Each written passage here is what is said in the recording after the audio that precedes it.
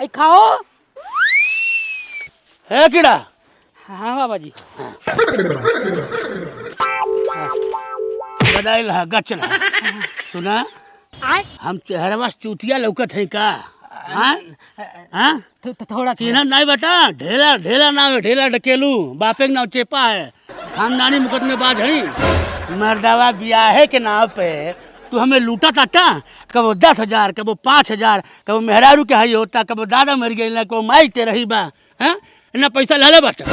हमार चुपचाप हमारे ब्याह करावा ना, हमारे पैसा दा ना। तोहरे ऊपर हम समझ लो कि बलात्कार के मुकदमा कर। अरे बाबा जी, हाँ। बाबा जी माँ कसम तुम्हें हम बगुला पंडित लगे बिहाना ले चलते। बिहान ना भइल तो सोच लिया समझ तो मर्डर कर दे, मार दे, फाड़ दे फबुन में तुहार। अरे आई नौबत ना आई बिहान सक से चले के हाँ ठीक है, बिहान बिहान देखा थे। हाँ। ना भइल ना तो तू ही बुझे। हाँ आराम के पैसा नहीं होता। ठीक बिहान हो जाए, बिहान बिहान क्या लगी बाबा जी?